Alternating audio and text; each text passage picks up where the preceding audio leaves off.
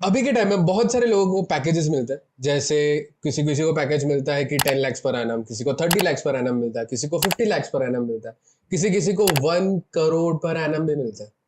आखिर क्या रीजन है कि लोगों को इतने बड़े बड़े पैकेजेस मिल रहे हैं? इस चीज के पीछे का राज है कि वो लोग 10 हैबिट्स फॉलो करते हैं।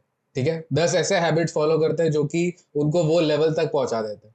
ठीक है, तो आज के इस वीडियो में मैं वही 10 हैबिट के बारे में बात करूंगा जिन हैबिटों की वजह से आप एक सक्सेसफुल प्रोग्रामर बन सकते हो। ठीक है, तो चलते हैं, ये वीडियो शुरू करते हैं।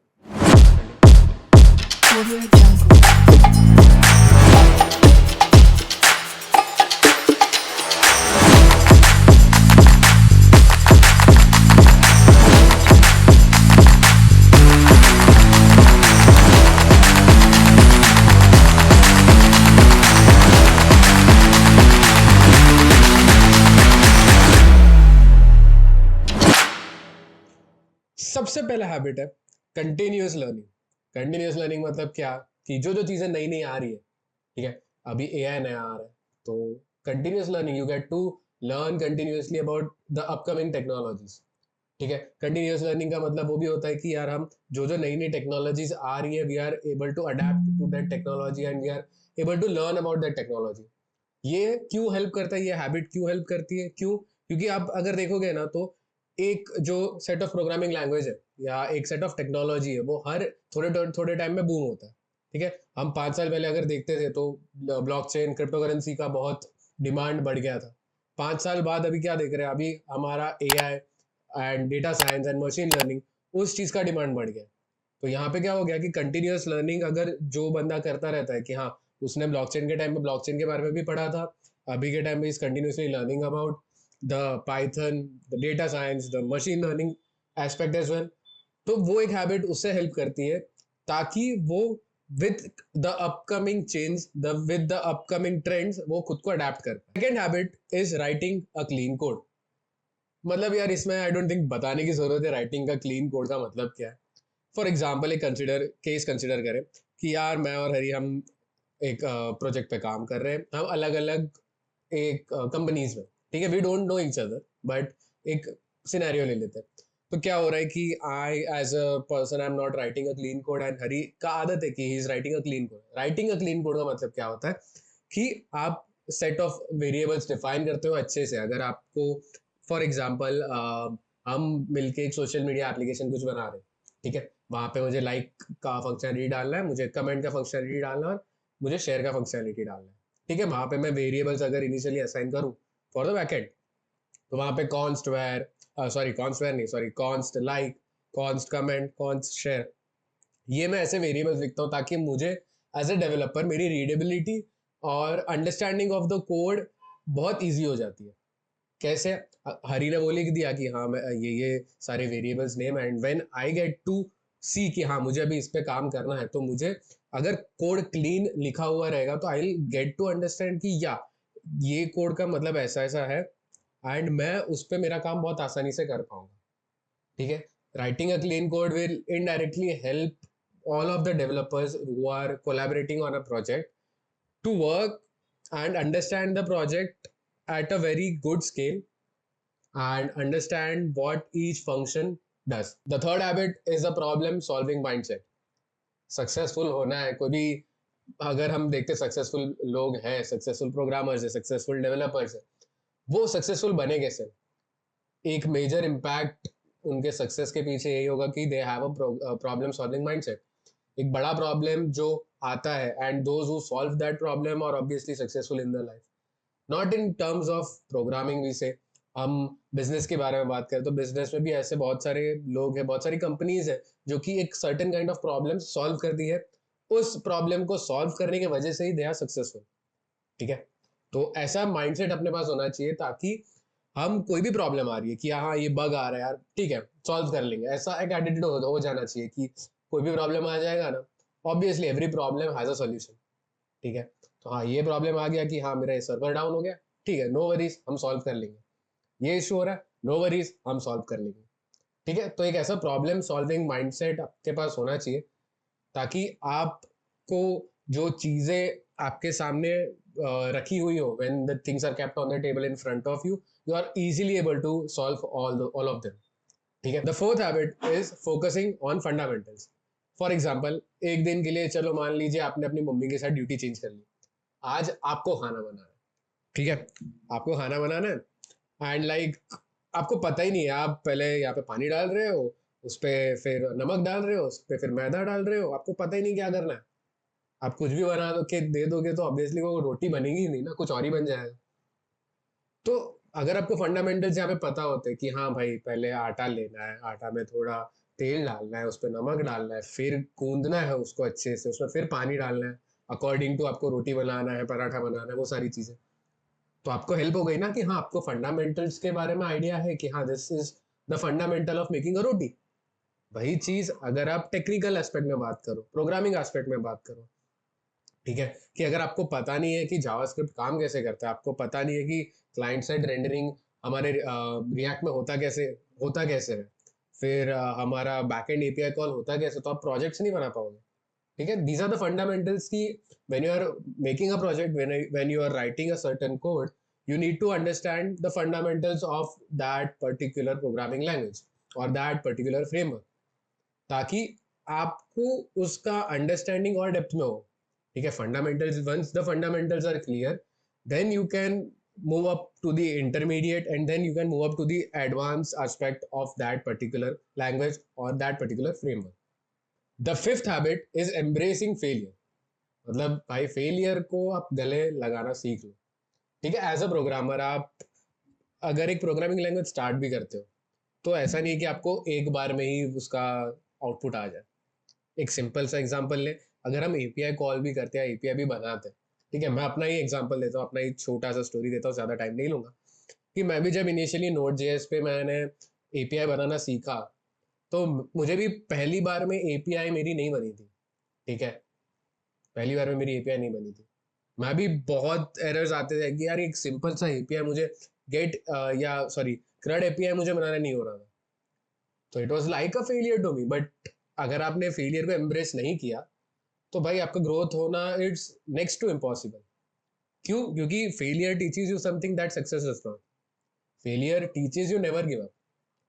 ठीक है, फेलियर आपको बोलेगा कि यार हाँ ठीक है ये एरर आ रहा है तो ठीक है सॉल्व करना, प्रॉब्लम सॉल्विंग माइंडसेट रखना कि हाँ ये तो फेलियर आता जाएगा, कि हाँ ये तो एरर आता जाएगा. बट जब तक तो वो फेलियर के बाद ओवरकम नहीं कर पाएगा वो फेलियर को, तब तक you will not reach towards the path of success.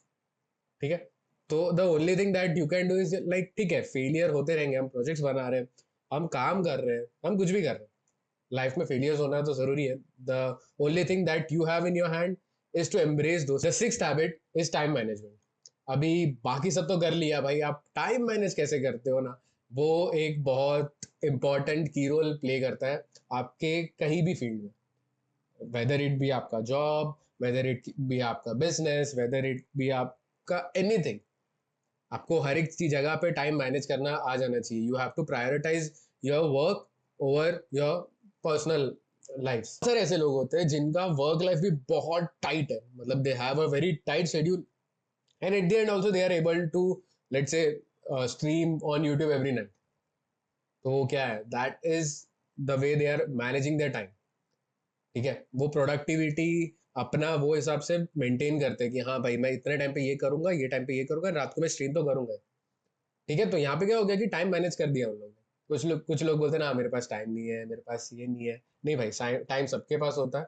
आपने अपनी प्रायोरिटी अपने काम को नहीं दी है, इसीलिए आपका टाइम वहां पे वेस्ट हो रहा है.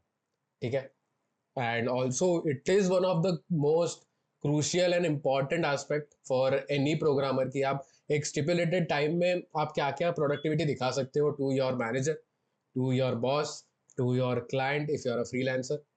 ठीक है, the seventh habit is staying curious. Staying curious मतलब हाँ ऐसा नहीं. स्टेइंग क्यूरियस मतलब यार कि कुछ एरर आया ना तो you have to be curious, यार ये कैसे आ गया, ये क्यों हो गया. फॉर एग्जांपल हम बात करें कि अगर एसक्यूएल इंजेक्शन यूज होता है by the attackers to attack on a data या to attack on a website, तो you have to be curious कि यार एसक्यूएल इंजेक्शन में ऐसा क्या होता है कि भाई वो आपके वेबसाइट पे अटैक कर सकता है. हम तो ऊपर ऊपर से देख लेते हैं कि हाँ यार एसक्यूएल इंजेक्शन में ये है, एसक्यूएल इंजेक्शन में वो है, but you have to be curious कि यार ये चल कैसे रहा है। एक लाइव एग्जांपल बताया कि चैट जीपीटी, ठीक है, चैट जीपीटी है, चैट जीपीटी के पास इतना बिलियंस ऑफ डेटा है। You have to be curious कि भाई इतना डेटा चैट जीपीटी हैंडल कैसे कर रहा है, और हम उसको अगर इनपुट दे रहे हैं, then how come it is giving the exact output that we need. वो कंटेक्स्ट कैसे समझ पा रहा है, वो चीज के लिए you have to be curious, you have to get to know about क्या कि ये मेरा ऐसे काम कर रहा है, ये मेरा चैट जीपीटी ऐसे कर रहा है, ये इसमें बैकएंड पे ऐसे एपीआई कॉल्स कर रहा है, ये ऐसे ऐसे उसका जो टाइम कॉम्प्लेक्सिटी है वो ऐसे मैनेज कर रहा है, वो स्पेस कॉम्प्लेक्सिटी ऐसे मैनेज कर रहा है। Number 8 habit is active participation in tech communities. मतलब भाई हैकाथॉन्स जाओ, सेशंस होते हैं, इवेंट्स होते हैं, उधर जाके लोगों से मिलो, गेट टू लर्न अबाउट कि यार तुम क्या कर रहे हो एंड वहाँ के लोग क्या क्या चीजें कर रहे हैं। So you will get to know कि यार मैं मेरे कॉलेज में आई थिंक मैं I was the best, but नहीं यार, यहाँ पे बहुत मेरे से भी अच्छे करने वाले बहुत सारे लोग हैं। You will get to know your position amongst the crowd, ठीक है, ये हो गया। You can go to hackathons. Hackathons obviously play a very important role when it comes to the life of developers. क्यों? क्योंकि यार हैकेथॉन बहुत सारी चीजें सिखा देता है, ठीक है, आपको टाइम कैसे मैनेज करना है, 24 घंटे में एप्लीकेशन खड़ी करनी है, आपको नींद सेक्रीफाइस करनी है, आपको हर एक घंटे में डेटा पुश करना है, आपको बाकी लोगों से भी अच्छा प्रोजेक्ट बनाना है विद द सेम डोमेन। तो आपका इनोवेटिव आइडिया, आपकी क्रिएटिव थिंकिंग, आप कैसे चीज़ें कर रहे हो, आपका टीम वर्क, वो सारी चीज़ें आपको एक अच्छा एक्सपीरियंस देती है हैकेथॉन में कि हाँ ये सारी चीज़ें हमें करनी है। इन एट द एंड आप जीतते हो तो ऑब्वियसली आपको बहुत अच्छा, यू फील वेरी गुड कि हाँ यार इतना मेहनत किया हमने, 24 घंटे या 30 घंटे में हैकेथॉन किया, and at the end we are the first second third prize etcetera. तो hackathon is also a very good option, you can go to participate in the tech communities. And बाकी इवेंट्स भी होते हैं, GDG का IO event है which is on the 14th of May, आप वहाँ पे भी रजिस्टर कर सकते हो to see the watch party if you are in India. बाहर हो तो आप वहाँ पे जाके you can be a part of that. And बाकी भी बहुत इवेंट्स होते रहते हैं, so you can obviously search on Google for the events, and आपके अगर लोकेशन के नजदीक हो तो you can obviously go there and have fun and get to learn a lot of things. The ninth habit is good communication skills. बाकी सब तो हो गया, but if you are not able to communicate, if you are not able to talk to people in a very good manner, तो भाई नहीं मजा आता ना, कि अगर मेरे को सब आता है और मैं इवेंट्स में गया और मैं यहाँ पे ऐसे ही बैठा हूँ, हाँ मतलब सामने वाले ने हाई किया तो हाई, एंड मैं देख रहा हूँ अच्छा इसमें ये ऐसे ऐसे काम कर रहा है, अच्छा इसने ऐसे किया, बट मुझे उससे पूछना था, मेरे में नहीं हो रहा था, मैं how can I ask, will I, मतलब वो उसको ऐसा ना लगे कि यार इसको नहीं आता है क्या करेगा। तो वो that is not a right thing, you have to be able to communicate with people. Doubt आ रहा है, एक्सक्यूज मी, हाँ I am facing a difficulty, could you help me please, तो वो आपको हेल्प करेगा, no one is like going to जज you over there, ठीक है। एंड ऑल्सो आपको नेटवर्किंग करना वहाँ पे मिल जाएगा, you are able to communicate in a very good manner with the speaker, हो सकता है कि may get to be your friend, आपका दोस्त बन सकता है, एंड लाइक आपका कनेक्शन बहुत अच्छा बन जाएगा। एंड ऑब्वियसली कनेक्शन आपको नॉट दैट मोमेंट बट आगे के टाइम पे बहुत हेल्प कर सकता है, if you are looking for a job, if you are looking for an internship, if you are looking for a podcast guest, बहुत सारी चीजें में कम्युनिकेशन हेल्प करता है। And the 10th point is adapting to change. परिवर्तन ही संसार का नियम है, श्री कृष्ण ने यही चीज कही थी अर्जुन को, तो वही है अडेप्टिंग टू चेंज। आपको टेक फील्ड में भी अडेप्टिंग टू चेंज करना पड़ेगा। यहाँ पे अभी देख सकते हैं कि चैट जीपीटी है, चैट जीपीटी ने क्या किया है, डेटा साइंटिस्ट का जॉब खा लिया है, because the data scientist were not able to adapt to the change, उनका जॉब चला गया। अभी भी रिसेशन आया है, why? People are not able to adapt to the upcoming change, people are not able to adapt to the thing कि हमारा AI आ गया है, मशीन लर्निंग आ गया, they are not able to understand. या वो बोलते हैं ना, किसी किसी का रिजिड माइंडसेट होता है कि नहीं मैं तो ये नहीं करने वाला, मुझे मर्न स्टैक आता है, मैं ए आई एम एल में जाऊंगा ही नहीं। तो ठीक है भाई, ए आई एम एल ही आपका जॉब ले लेगा जो करंट ट्रेंड में है। तो adapting to change is also very important thing, you have to keep in mind कि जब तक आप वो चीज़ों पे अडेप्ट नहीं कर पाओगे तो एट द एंड आप ही पीछे रह जाओगे, चीज़ें तो आगे चलती जाएगी, time will never wait for anyone.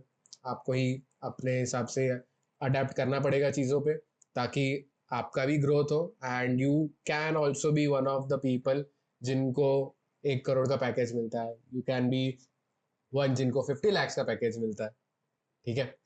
I hope ये 10 पॉइंट्स आपको या 10 हैबिट्स आपको बहुत अच्छे से दिमाग में इनकलकेट हो गए होंगे, ताकि आपको भी वो हेल्प करे to become a very successful and a better programmer. फिलहाल वीडियो में इतना ही। अगर आपको वीडियो अच्छा लगा तो लाइक करना, शेयर करना और चैनल को सब्सक्राइब करना मत भूलना। मिलते हैं अगले वीडियो में। Until then, bye bye.